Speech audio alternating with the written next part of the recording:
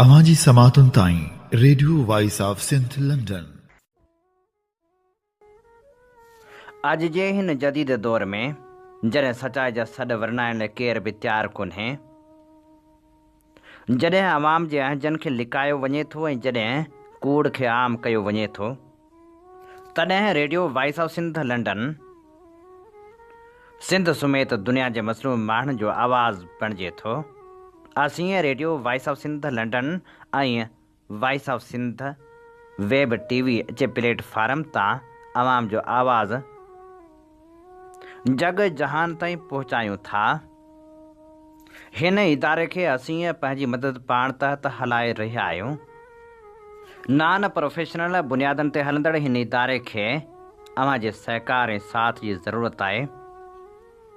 दुनिया जे मज़लूम माण्हुनि जो दर्द सीने में रखंदड़ कुझु साञाहवंदा हिन इदारे सां सहकार कंदा रहनि था।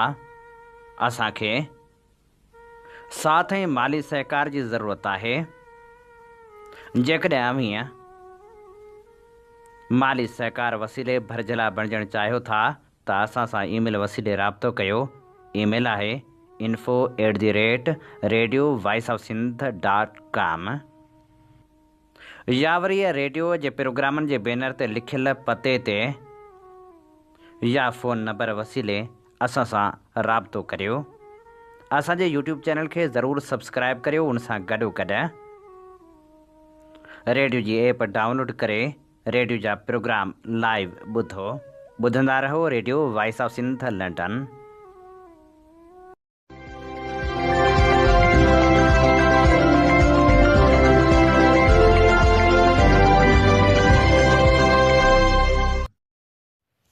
एकहीं फरवरी 2026 छंछर जे ॾींहुं प्रोग्राम ख़बरुनि जी दुनिया साण करे आऊं अव्हां जी ख़िदमत में हाज़ुर आहियां जो पंहिंजो मेज़बान हबीब लगारी। सभ खां पहिरियां पेश करियूं था ख़ासि ख़बरूं। सिंध ख़िलाफ़ साज़िशुनि ते सिंध जे क़ौमप्रस्त अॻुवाणनि सिंध जे गवर्नर खे फौरी तौरु हटाइण जो मुतालबो करे छॾियो। महारंग बलोच ऐं ॿियनि अॻुवाणनि जी गिरफ़्तारी खे साल मुकमिल। आज़ादी लाइ के बि क़दम न खयां विया। अमेरिकी सुप्रीम कोर्ट पारां ट्रंप जा लॻायल टैरिफ रद्द। सकरंड ऐं नवाबशाह में नीगर राहुल जंडावड़ जे क़त्ल ख़िलाफ़ एहतिजाजी मुज़ाहिरा। नादर जमाली ॾोहारी हो पुलिस पारां कोर्ट में रिपोर्ट जमा, अदालत रिपोर्ट रद्द करे छॾी।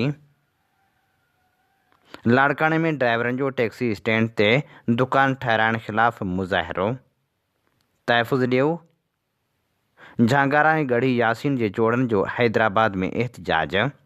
सिंधी अदबी संगत शाख जेकमाबाद जी गॾिजाणी फ़ताह आबिद जी सालगिरह ते खेसि भेटा पेश। हाणे पेश करियूं था तफ़सीली ख़बरूं।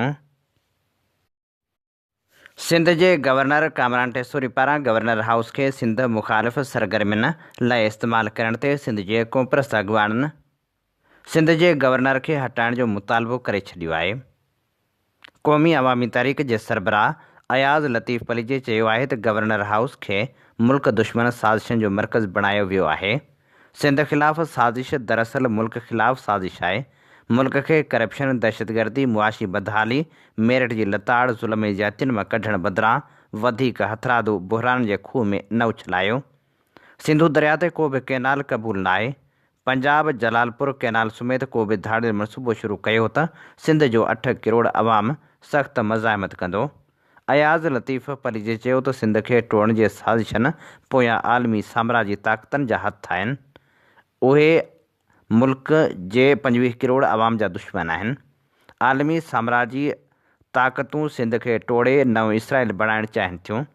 MQM उन्हनि जे साज़िशुनि ते अमल करे रही आहे। गवर्नर हाउस सिंध दुश्मन ऐं मुल्क दुश्मन साज़िशुनि जो मर्कज़ बणिजी रहियो आहे, जेका इंतिहाई ख़तरनाक सूरत हाल आहे।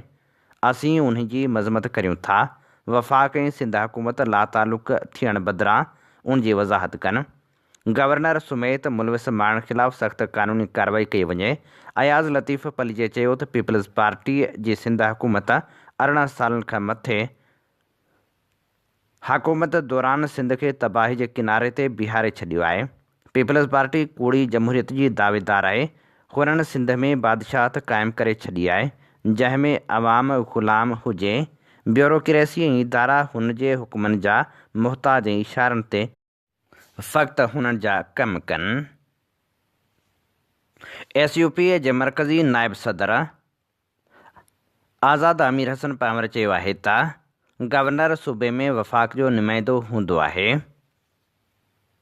उनखे मुक़ररु करण ऐं हटाइण जो इख़्तियार सदर वटि हूंदो आहे। ॿिन्ही खे इहा ॻाल्हि यादि रखणु घुरिजे त सिंध को इंतिज़ामी यूनिट न पर फेडरेशन में शामिल हिकु क़ौमी वहदत आहे ऐं उनजी जाग्राफ़ियाई हैसियत सां छेड़छाड़ क़ौमी गद्दारी आहे।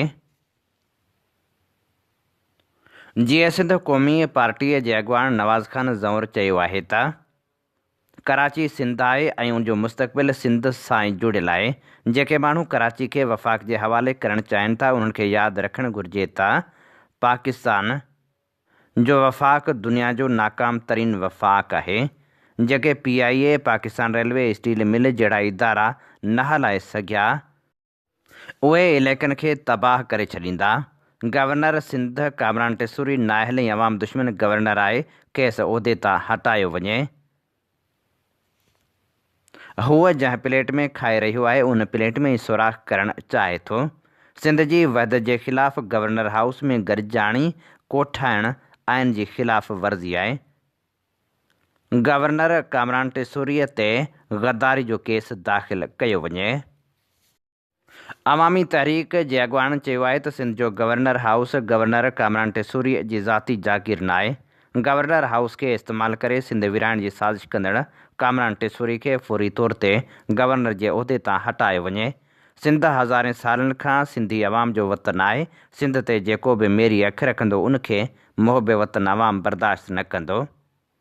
अवामी तहरीक जे मरकज़ी सदर एडवोकेट वसंत थरी, मरकज़ी डिप्टी सेक्रेटरी एडवोकेट राहील भुट्टो, मरकज़ी अॻवान नूर नबी परीजो ऐं मुमताज़ खोसू पंहिंजे गॾियल प्रेस बयान में चयो आहे त पीपल्स पार्टीअ जी क़यादत इक़्तिदार ख़ातिर सिंध जे गवर्नर हाउस खे सिंध दुश्मननि जे हवाले कयो आहे। पीपल्स पार्टी जी क़यादत सिंध जे मसइलनि ते सौदेबाज़ी करे सिंध खे ॿिनि हिसनि में विरहाए बि इक़्तिदार में रहणु चाहे थी। पीपल्स पार्टीअ जी क़यादत जो हमेशह खां वठी मुल्क दुश्मन किरदारु रहियो आहे। कुर्सी ख़ातिर मुल्क खे ॿिनि हिसनि में विरहाए वियो। इलेक्शन में अक्सरियत सां खटे ईंदड़ मुजीब खे इक़्तिदार न ॾिनो वियो ऐं बंगाल खे अलॻि कयो वियो। हिन वक़्तु बि पीपल्स पार्टी जो किरदारु कंहिंखां ॻुझो न आहे। सिंध खे ॿिनि हिसनि में विरहाइण ऐं कराची सूबे लाइ गवर्नर हाउस में MQM जी क़यादत खे सिंध मथां हमलियावर कंदड़ गवर्नर कामरान टेसूरी खे सदारती हाउस इस्लामाबाद सिंध मथां मढ़ी रखियो आहे। इस्लामाबाद जे सदारती हाउस में सदर ज़रदारी वेठल आहे। अवामी तहरीक जे अॻवान चयो आहे त सिंध वॾेरनि, सरदारनि, जागीरदारनि, मीरनि पीरनि ऐं UPA-CP जे दहशत गर्दनि जी निजी मिल्कियत न आहे। जेको सिंध जे विरहाइण जी ॻाल्हि करे थो उहो मुल्क जी सालिमियत जो दुश्मन आहे। सिंध जो मुहिब वतन अवाम सिंध जे वजूद ते वार कंहिं बि सूरत में बर्दाश्त न कंदो। जीअं सिंध मुहाज़ जे चेयरमैन रियाज़ चांडियो सिंध जी वहदत ख़िलाफ़ गवर्नर हाउस जे इख़्तियार कयल रवैये खे सिंध जी वहदत ते वार करार ॾींदे सिंध जे समूरनि क़ौम परस्तनि ऐं बाशऊर धुरियुनि सां राब्ता करे अवामी मज़ाहमती जदोजहद शुरू करण जो ऐलान करे छॾियो आहे। मकली में पार्टी अॻवान सां मुशावरती इजलास बाद जीए सिंध मुहाज़ जे चेयरमैन रियाज़ चांडियो ॻाल्हाईंदे चयो त इस्लामाबाद पारां सिंध जे गवर्नर हाउस में हिकु इंतिहाई तकरारी सिंध जे वहदत ऐं वजूद ते हमिलो कंदड़ तासुब परस्त शख़्स खे विहारियो वियो आहे, जेको मुसलसल सिंध जी वहदत ख़िलाफ़ खुलेआम प्रचार करे रहियो आहे। पर वफ़ाक़ी सरकार तमाशाई बणियल आहे। फ़ौरी तौर ते तकरारी बणियल सिंध जे गवर्नर कामरान टेसूरी खे हटायो वञे। ॿी सूरत में सिंध अंदरि गॾियल तहरीक जी शुरूआति कई वेंदी। जीअं सिंध मुहाज़ जे चेयरमैन रियाज़ चांडियो मकली ते मीडिया सां ॻाल्हाईंदे चयो त हिकु तरफ़ इस्लामाबाद में वेठल कुवतनि पारां सिंध जे पाणी ते कब्ज़े लाइ डैमनि जूं नयूं रिथाऊं आणे सिंध जी ज़मीननि ते वालार करे ऐं सिंध जी मैदानियात ते कब्ज़े लाइ मनसूबा आंदा पिया वञनि त ॿिए तरफ़ सिंध जी दिलि कराची खे वफ़ाक़ हवाले करणु ऐं सिंध में नओं सूबो क़ाइमु करण लाइ शैतानी साज़िश लाइ सिंध जे गवर्नर कामरान टेसूरी खे मैदान ते लाथो वियो आहे। रियाज़ चांडी चयो त पीपल्स पार्टी हमेशह पंहिंजी बदतरीन करप्शन सबबि सिंध में मुहताजी वारी सियासत करे रही आहे। इक़्तिदार ते चंबड़ी सिंध जी वहदत ते थींदड़ समूरी वार्ता खां लातालुक बणियल आहे। अहिड़ी सूरतहाल में सिंध जी वहदत ऐं वजूद ते हमले जूं घंटियूं हाणे बाक़ाइदा गवर्नर हाउस में वॼी रहियूं आहिनि। इहे सभु साज़िशूं तहसुब परस्त सियासी पार्टी MQM खे हिकु दफ़ो ॿीहर अॻियां आणे मुस्तक़बिल में सिंध लाइ इंतिहाई ख़तरनाक मनसूबा ठाहिण ऐं सिंध खे बर्बाद करे धरती धड़नि लाइ ख़तरा पैदा कया विया आहिनि। हुन चयो त असां पीपल्स पार्टी ऐं इस्लामाबाद में वेठल वफ़ाक़ परस्तनि खे ख़बरदार था करियूं त पाणी वसीलनि ज़मीननि ऐं मैदनियात ते कब्ज़े जे मनसूबे खे पाए तकमील ताईं पहुचाइण लाइ सिंध जी वहदत ते हमले लाइ हिकु नई एजेंडा तहत गवर्नर टेसोरीअ जी सूरत में नओं राग अलापणु शुरू कयो वियो आहे। अहिड़े ख़तरनाक सिंध दुश्मन साज़िशनि ख़िलाफ़ असांखे सिंध जे माण्हुनि खे मुतहद करे क़ौमी अवामी पुरमन मज़ाहिमती जदोजहद हलाइणी पवंदी ऐं समूरियुनि सिंध जी क़ौमपरस्त धुरियुनि ऐं सिंध जे शऊर सां ॻाल्हाए अहिड़े ज़ुल्म सिंध जी वहदत ते वार इराकास ख़िलाफ़ गॾियल जदोजहद शुरू कई वेंदी। उन मौक़े ते रियाज़ चांडी जो वधीक चवणु हो त इस्लामाबाद जूं काबिज़ कुवतूं जिन 20 साल पीपल्स पार्टी खे इक़्तिदार ते सिंध जे ते मढ़े करप्शन अकरवा परवरी जो राज ऐं ॾोहारी हिकिड़ो सिस्टम सिंध मथां लागू कयो आहे जेका सिंध उन्हनि जे ॾोहारी हुक्मराननि जे अज़ाब में सड़े पई। उन्ही इस्लामाबाद वरी सिंध खे बर्बाद करण जे लाइ MQM पाकिस्तान जे नाले सां उहो कातिल टोलो जेके गवर्नर हाउस में वेहारे सिंध जी वहदत ऐं वजूद जे ख़िलाफ़ साज़िशूं कयूं पियूं वञनि। अहिड़े टाइम ते जॾहिं इस्लामाबाद सिंध जे पाणी ते कब्ज़े जे लाइ डैमुनि जूं नयूं रिथाऊं आंदियूं आहिनि, सिंध जे ज़मीनुनि ते विलार कई पई वञे, सिंध जी मादनियात ऐं सिंध जा मिनरल्स ऐं जबल पहाड़ कब्ज़े करण जूं सॼियूं रिथाऊं रिथियूं वयूं आहिनि। उन वक़्तु कराचीअ खे वफ़ाक़ हवाले करण या कराची जे लाइ नओं सूबो जोड़ाइण वारी सॼी जेका शैतानी साज़िश आहे उहा इस्लामाबाद जे ताक़तवर कुवतुनि कई आहे। पीपल्स पार्टी जेका पंहिंजे करप्शन जे करे हमेशह कमज़ोर पोज़ीशन में मोहताजी वारी हालत में इक़्तिदार ते चुंबड़ी पई आहे त लुटमार जारी रखे ऐं बर्बाद सिंध जे फार्मूले वारो उन धंधे सां वाॻियल रहे।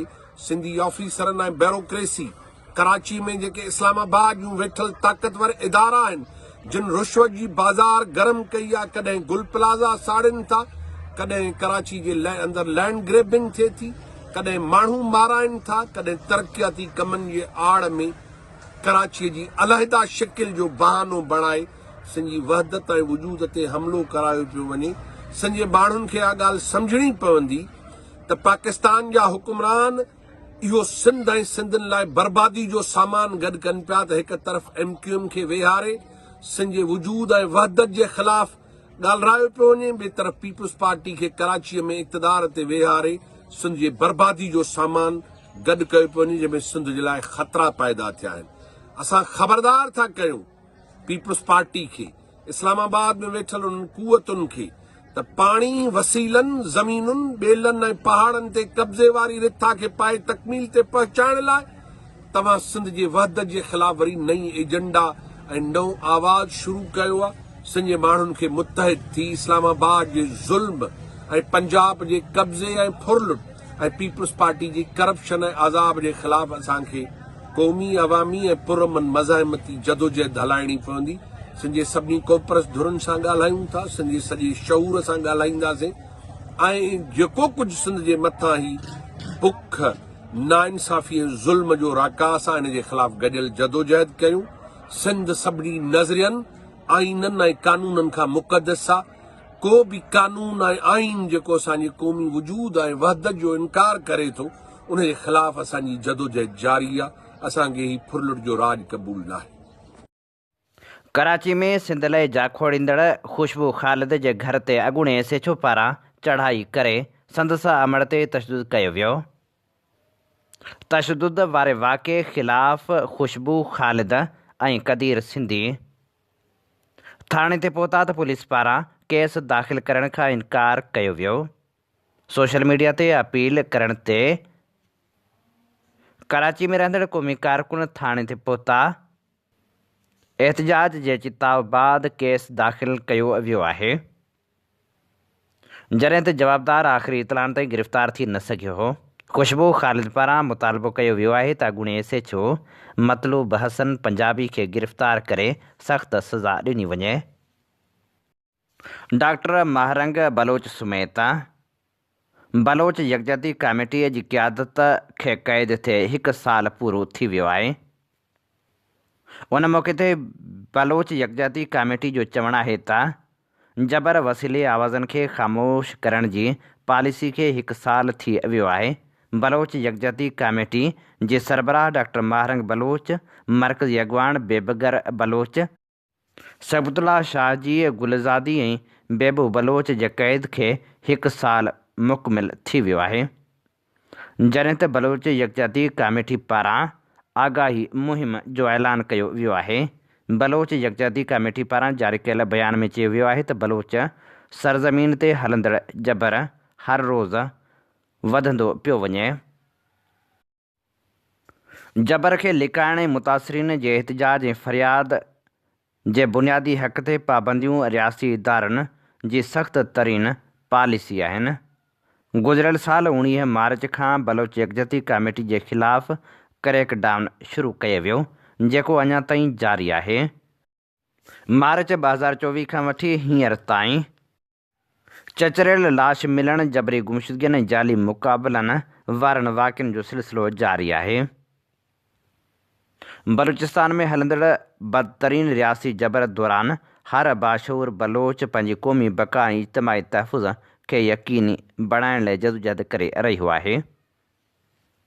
बलोच यकजहती कमेटी पारां सूबे में हलंदड़ ज़ुल्म ख़िलाफ़ आगाही मुहिम जो ऐलान कयो वियो आहे। कराची में मुक़ाबले दौरान क़त्ल थियल हमदान बलोच जे वालिद पारां वाक़े जी जाच लाइ दरख़्वास्त ॾिनी वई आहे। 17 फरवरी 2026 ते शाह लतीफ़ टाउन कराची में मुबैना पुलिस मुक़ाबले में CTD पारां हमदान बलोच खे क़त्ल कयो वियो। दरख़्वास्त में मोहम्मद अली मुतालबो कयो आहे त वाक़े जी जाच कराई वञे। दरख़्वास्त मूजिबि हमदान 5 जनवरी खां CTD जी तहवील में हो। उन ख़िलाफ़ मुख़्तलिफ़ केस दाख़िल हुआ, पर उन बावजूद खेसि 17 फरवरी ते जाली मुक़ाबले में मारण जी दावा कई वई। कराची ऐं कोयटा में जबरी गुमशुदगियुनि जो सिलसिलो काल्ह बि जारी रहियो। कराची मां पाकिस्तानी फोर्सिस पारां 26 सालनि जे मोहम्मद खे हिरासत में वठी गुम कयो वियो आहे, जंहिंजो अञा ताईं को बि पतो पइजी नाहे सघियो। जॾहिं त बलूचिस्तान सां वास्तो रखंदड़ शागिर्द ज़ाकिर नूर खे पिणु जबरी तौरु खंभे गुम कयो वियो आहे। कोयटा मां पिणु रज़ाक जतक खे जबरी तौरु खंभे गुम कयो वियो आहे। कराची ऐं कोयटा मां जबरी गुमशुदगियुनि ते बलोच तनज़ीमुनि पारां ॻणती ज़ाहिर कंदे खेनि फ़ौरी तौरु आज़ादु करण जो मुतालबो कयो वियो आहे। भान सईदाबाद में बदअमनी ख़िलाफ़ SUP पारां एहतजाजी रैली कढी मुज़ाहिरो कयो वियो। SUP जे अॻवान तरफ़ां सीनियर अॻवान दरिया ख़ान लगारी, असगर सोलंकी, असगर शाहाणी, अली रज़ा चना, सुहेल बुरड़ो, मज़हर बलोच ऐं ॿियनि जी अॻवानी में एहतजाजी मुज़ाहिरो कयो वियो। उन मौक़े ते अॻवान चयो त सेवण ऐं भान समेत मुख़्तलिफ़ इलाइक़नि में बदअमनी उरूज ते आहे। हुननि मुतालबो कयो त SHO भान, सेवण, SSP जामशोरो खे हटायो वञे। SP 2 सालनि अंदरि का बि कारकर्दगी नाहे ॾेखारी। मुसलसल ॾोह वधी रहिया आहिनि। सिंध सभा पारां अॼु हैदराबाद प्रेस क्लब अॻियां इनाम सिंधी, सदाम मरी, ज़ाहिद चना, यूनस जांग ऐं सिंध मां खंभे गुम कयल क़ौमी कारकुन जी आज़ादी लाइ एहतजाजी मुज़ाहिरे जो ऐलान कयो वियो आहे। Sindhian national students federation Sindh university जे अॻवान असलम नूहाणी ऐं ॿियनि ख़िलाफ़ केस दाख़िल करण जी सिंधियन नेशनल कांग्रेस पारां मज़मत कई वई आहे।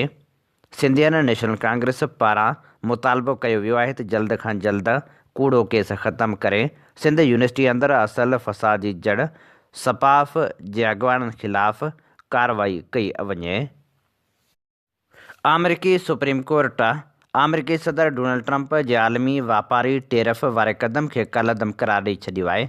अदालत फ़ैसिले में चयो आहे त अमरीकी सदर डोनाल्ड ट्रंप पंहिंजे इख़्तियार खां पासो कयो जॾहिं टेरिफ लागू कयो जंहिंसां आलमी वापार ते मनफ़ी असरु पियो। उहो महसूल क़ानूनी तौर ते सही न हुआ ऐं बरक़रार न थी सघिया। परॾेही ख़बरूं इदारे मूजिबि अदालत चयो त international emergency economic powers act 1977 अमरीकी सदर खे टेरिफ लागू करण जो इख़्तियार फ़राहम नथो करे। हुकुमरान ट्रंप इंतिज़ामिया पारां लागू कयल वसीअ वापारी क़दमनि खे रद्द करे थो। सुप्रीम कोर्ट फ़ैसिलो कयो त ट्रंप हिकु क़ानून तहत महसूल लागू कयो जेको सिर्फ़ क़ौमी हंगामी हालतुनि लाइ मख़सूस आहे। अमरीकी सुप्रीम कोर्ट ट्रंप जे आलमी महसूलनि खे 2.6 जे मार्जिन सां हटाए छॾियो।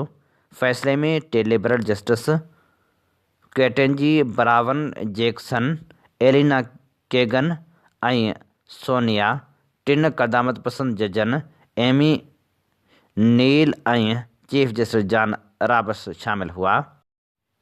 जॾहिं त सदर ट्रंप दावा कई आहे त सदर जी हैसियत सां हुनखे टेरिफ मुक़ररु करण जो हक़ आहे, छाकाणि त ॿोली तमामु वाज़िह आहे। हुन सुप्रीम कोर्ट जे फ़ैसिले जो इंतज़ारु करण जी बि शिकायत कई ऐं चयो त मां सदाईं हुन फ़ैसिले जो इंतज़ारु करे रहियो आहियां। उहो फ़ैसिलो ट्रंप जे इक़्तिसादी पॉलिसी लाइ वॾी अदालती छिकताण तौरु साराहियो पियो वञे, छाकाणि त टेरिफ खे हुन जे इक़्तिसादी एजेंडा जो अहम हथियार सम्झो वेंदो आहे। माहिरनि मूजिबि उहो फ़ैसिलो हिन साल कयल वापारी मुआदनि ते बि असरअंदाज़ थी सघे थो। वाज़िह रहे त अमरीकी सदर डोनाल्ड ट्रंप पाकिस्तान समेत केतिरनि ई मुल्कनि ते टेरिफ लागू करे छॾियो हो। ट्रंप गुज़िरियल महीने हिकु बयानु ॾिनो हो त जेकॾहिं अदालत अमरीका ख़िलाफ़ु फ़ैसिलो ॾिनो त असां मुसीबत में पइजी वेंदासीं। सुप्रीम कोर्ट जे फ़ैसिले ते सदर ट्रंप जो रद्दअमल अञा साम्हूं नाहे आयो। यादि रहे त 2 ॾींहं अॻु अमरीकी सदर Donald Trump board of peace जो इजलास सॾायो हो, जंहिंमें हुन वज़ीर अज़म शहबाज शरीफ़ ऐं फील्ड मार्शल आसिम मुनीर जी तारीफ़ कंदे चयो हो त वज़ीर अज़म शहबाज शरीफ़ ऐं फील्ड मार्शल आसिम मुनीर खे पसंदि करियां थो। मुंहिंजो साण साईं संदसि अज़ीम फील्ड मार्शल सां तारुफ़ तॾहिं थियो जॾहिं जंग हली रही हुई। पोइ जॾहिं मुंहिंजी साणनि मुलाक़ात थी त हुन मुंहिंजे चीफ ऑफ स्टाफ साम्हूं चयो त मां सम्झां थो त सदर ट्रंप असां जीअं ई भारत जी जंग रोके 2.5 करोड़ माण्हुनि जी ज़िंदगी खे बचायो। मां ॿिन्ही मुल्कनि जे वज़ीर अज़म खे फ़ोन कई। फील्ड मार्शल सुठो जंगजू आहे। पाकिस्तान में गुरबत जी शरह वधी 29% थी वई आहे, जेका गुज़िरियल 11 सालनि जी बुलंद तरीन शरह आहे। माण्हुनि जी आमदनी में अणबराबरी पिणु गुज़िरियल 27 सालनि में बुलंद तरीन शरह ते आहे। इहा ॻाल्हि मनसूबाबंदी ऐं तरक़ी वारे वज़ीर पारां जारी कयल सरकारी सर्वे में चई वई आहे। रिपोर्ट में चयो वियो आहे त गुज़िरियल 7 सालनि दौरान माण्हुनि जी हक़ीक़ी आमदनी ऐं ख़र्चनि में तमामु घणी घटिताई आई आहे। पाकिस्तान में 7 करोड़ माण्हू इंतिहाई गुरबत जी ज़िंदगी गुज़ारे रहिया आहिनि, जिन जी आमदनी सिर्फ़ु 8,484 रुपया आहे। 2018 ऐं 19 ऐं 2025 ऐं 24 जे विच में गुरबत में 32% इज़ाफ़ो थियो आहे। 2019 में गुरबत जी शरह 21.9% हुई, जेका 2024 ऐं 25 में वधी 28.9% थी वई, जेका 2014 खां पोइ जी बुलंद तरीन शरह आहे। जॾहिं त गुरबत जी शरह 29.5% रिकॉर्ड कई वई। सभ खां वधीक ख़तरनाक सूरतहाल दौलत जी अणबराबरी ते आहे, जेका 32.7% ताईं वधी वई आहे। उन खां अॻु दौलत जी अदम मसावात जी बुलंद तरीन शरह 1998 में रिकॉर्ड कई वई, जेका 31.1% हुई। पाकिस्तान हिन वक़्तु 21 सालनि जी बुलंद तरीन बेरोज़गारी जी शरह खे मुंहुं ॾेई रहियो आहे, जेका 7.1% ताईं पहुची वई आहे। अहिड़ी तरह गुरबत 11 सालनि जी बुलंद तरीन सतह ते आहे, जॾहिं त दौलत जे अदम मसावात 27 सालनि जे बुलंद तरीन सतह ते पहुची वई आहे। उहो सभु कुझु हुक्मरान जे नाक़स पॉलिसियुनि जो नतीजो आहे। मनसूबाबंदी वारे वफ़ाक़ी वज़ीर अहसन इक़बाल चयो त गुरबत में इज़ाफ़ो IMF प्रोग्राम सबबु थियो, छो त उन प्रोग्राम सबबु हुकूमत खे कुझु शोबनि खे ॾिनल सब्सिडी वापसि वठणी पई। यादि रहे त हिन खां अॻु हुकूमत सदाईं मईशत जी बहितरी ऐं गुरबत में घटिताई जूं दावाऊं कंदी रही आहे, पर मौजूदा रिपोर्ट उन्हनि समूरनि दावाउनि खे रद्द करे छॾियो आहे। दादू पुलिस नादर जमाली मामले जी हतमी रिपोर्ट अदालत में जमा कराए छॾी। पुलिस रिपोर्ट में ॼाणायो त नादर जमाली आदि ॾुहारी हो। पुलिस मुक़ाबले दौरान पंहिंजे साथी सॼण सोलंगी जी फायरिंग में मारिजी वियो। अदालत पुलिस जी रिपोर्ट रद्द करे छॾी। ॿीहर जांच करे 15 ॾींहंनि अंदरि रिपोर्ट जमा कराइण जो हुकुम ॾिनो। अदालत DIG हैदराबाद खे हिदायत कई त DSP सित जे ऑफिसर खां ॿीहर जांच कराए 5 मार्च ताईं जांच रिपोर्ट अदालत में ॾिनी वञे। यादि रहे त नादर जमाली जे वारसनि दादू पुलिस जांच ते एतिराज़ उथारिया हुआ, जंहिं ते अदालत हैदराबाद पुलिस खां जांच कराइण जा हुकुम ॾिना हुआ। 3 ॾींहं अॻु बल्दिया हैदराबाद पुलिस जांच रिपोर्ट जो अदालत में चालान पेश कयो, पर फोर्थ सिविल जज ऐं जुडिशियल मजिस्ट्रेट दादू उन रिपोर्ट खे बि रद्द कंदे ॿीहर शफ़ाफ़ जांच जा हुकुम ॾिना हुआ। उमेर रुबाब चांडियो जे ॾाॾे करमुल्लाह, पीउ मुख़्तियार चांडियो ऐं चाचे क़ाबिल चांडियो जे क़त्ल केस जी ॿुधणी दादू जी मॉडल क्रिमिनल ट्रायल कोर्ट जे जज हसन अली कलवड़ जी अदालत में थी। उमेर रुबाब चांडियो फरियादी परवेज़ चांडियो वकील सलाउद्दीन पहवर सां गॾु अदालत पहुती, जॾहिं ते इल्ज़ाम हेठि आयल PPMPA सरदार चांडियो, बुरहान चांडियो ऐं ॿिया पिणु पेश थिया। अदालत ॿाहिरां मीडिया सां ॻाल्हाईंदे उमेर रुबाब चांडियो चयो त ईंदड़ ॿुधणी ताईं असांजो वकील दलील मुकमल करे वठंदो। उमेद आहे त अदालत मिसाली फ़ैसिलो ॾींदी। हुन चयो त इंसाफ़ घुरां थी त मुंहिंजे दिलि खे सकून मिलंदो, पर अदालत इंसाफ़ करे वाज़िह पैगाम ॾींदी त सरदार जागीरदार जेको ज़ुल्म करे थो उहो बची न सघंदो। उमेद आहे त अदालत इंसाफ़ फ़राहम करे मिसाल क़ाइमु कंदी। लाड़काणे में रेलवे इंतज़ामिया टैक्सी स्टैंड जो ऑक्शन करे दुकान ठाहिराइण वारे अमल ख़िलाफ़ ड्राइवरनि टैक्सी स्टैंड ॿाहिरां मरण घणी ताईं एहतिजाजी कैंप क़ाइमु करे एहतिजाज जो सिलसिलो शुरू करे छॾियो आहे। टैक्सी ड्राइवरनि अली बख्श चांडियो, हादी बख्श जतोई, साबिर जलबाणी ऐं ॿियनि चयो त अॻूणी वज़ीर अज़म बेनज़ीर भुट्टो पंहिंजे हुकूमती दौर में असांखे टैक्सी स्टैंड ठाराए ॾिनो, जिते असीं 200 खां वधीक टैक्सी ड्राइवर पंहिंजूं गाॾियूं बीहारे रोज़गार करे रहिया आहियूं। पर उन बावजूदि रेलवे इंतज़ामिया बग़ैर कंहिं जवाज़ जे टैक्सी स्टैंड जो ऑक्शन करे दुकान ठाहिराइण जो मनसूबो जोड़ियो आहे, जंहिंसां 200 खां वधीक ख़ानदान बुखूं काटण ते मजबूर थी वेंदा। हुननि इल्ज़ाम लॻायो आहे त ऑक्शन बाद रेलवे इंतज़ामिया तरफ़ां असांखे टैक्सी स्टैंड ख़ाली कराइण जो चिताव ॾिनो वियो आहे। उन लाइ असांखे के बि नोटिस जारी न आहिनि कया विया, जेका वॾी नाजाइज़ी आहे। हुननि मुतालबो कयो त दुकान ठाहिराइण वारो मनसूबो वापसि वठी असांखे रोज़गार करणु ॾिनो वञे। सकरंड में अगवाबाद क़त्ल कयल राहुल जंडावड़े जा क़ातिल अञा ताईं गिरफ़्तार थी न आहिनि सघिया, जॾहिं त एहतिजाज जो सिलसिलो जारी आहे। काल्ह सकरंड, नवाबशाह ऐं खॾड़े में एहतिजाजी मुज़ाहिरा कया विया। तालके सकरंड में 1 महीनो अॻु नौजवान राहुल कुमार खे मुबैना तौरु अगवा करण बाद क़त्ल कयो वियो हो। क़ातिलनि जी गिरफ़्तारी लाइ जंडावड़ा हिंदू पंचायत पारां एहतिजाजी मुज़ाहिरो कयो वियो, जंहिंजी अॻवानी बेजो कुमार, राजू कुमार, सागर कुमार, धर्म कुमार ऐं ॿिया करे रहिया हुआ। उन मौक़े ते अॻवाननि ॻाल्हाईंदे चयो त राहुल कुमार जे क़त्ल खे 1 महीने खां वधीक अरसो गुज़री चुको आहे, पर सकरंड पुलिस हिन वक़्त ताईं जवाबदारनि खे गिरफ़्तार करण में नाकाम रही आहे। हुननि इल्ज़ाम हयो त पुलिस जी सुस्त रफ़्तारी सबबि वारसनि में बेचैनी वधी रही आहे। मुज़ाहिरीन मुतालबो कयो त राहुल कुमार जे क़ातिलनि खे फ़ौरी तौरु गिरफ़्तार करे कानून मूजिबि सज़ा ॾिनी वञे, मुतासिर ख़ानदान खे इंसाफ़ फ़राहम कयो वञे। होॾांहुं सकरंड मां 47 ॾींहं अॻु मुबैना तौरु नौजवान राहुल जंडावड़े खे गुम करे संदसि क़त्ल करण वारे वाक़े ख़िलाफ़ वारसनि पारां पिणु सकरंड में एहतिजाज जारी रखियो वियो। राहुल जंडावड़े जे वारसनि जीजल अमड़, अस्तूबाई, वालिद बीजल जंडावड़े ऐं SUP जे अॻवान अयूब खोसो, परवेज़ सुमरो, औरत अॻवान शुमैला कीरियो ऐं ॿियनि काल्ह एहतिजाजी मुज़ाहिरो कयो। सकरंड थाणे जे मेन गेट अॻियां एहतिजाज कंदे हुननि मुतालबो कयो त राहुल जंडावड़े जा क़ातिल फ़ौरी तौर ते गिरफ़्तार कया वञनि, जॾहिं त खॾड़े में पिणु एहतिजाजी मुज़ाहिरो कयो वियो, जंहिंजी अॻवानी नामियारे सूफ़ी शाइर फ़क़ीर अयाज़ अहवान ऐं ॿियनि कई। सिंधी अदबी संगत शाख जैकमाबाद जी हफ़्तेवार दस्तूरी गरजाणी अदीब शाइर ऐं चित्रकार अब्बास सारंग जी सदारत हेठि संदसि रिहाइशगाह ते मुनक़िद थी। गरजाणी में प्रोफेसर अल्ताफ़ गोहर पेचूहो, गुल मस्तोई, अब्बास सारंग, आजिज़ शहज़ाद, एम हाशिम सागर, बरकत नाज़ भयो, मंज़ूर दानिश भुट्टो ऐं अदा ग़ुलाम हुसैन पेचूहो समेत केतिरनि इल्मी अदबी शख़्सियतनि शिरकत कई। गरजाणी जी शुरूआति सिंध जे अज़ीम शाइर शाह अब्दुल लतीफ़ भिटाई जे बैत सां कई वई, जेको लतीफ़िया जे माहिर प्रोफेसर अल्ताफ़ गोहर वॾी अक़ीदत सां पढ़ी ॿुधायो। उन खां अॻु सिंध जे नामियारे कहाणीकार ऐं शाइर फ़ताह आबिद जे जनम ॾींहं जो केक काटे खेसि भेटा पेश कई वई। गरजाणी में शरीक लेखकनि, शाइरनि ऐं अदीबनि चयो त फ़ताह आबिद घणपासाई शख़्सियत जो मालिक हो। हू सिर्फ़ु कहाणीकार न पर शाइर, ड्रामा नवीस ऐं आर्टिस्ट पिणु हो।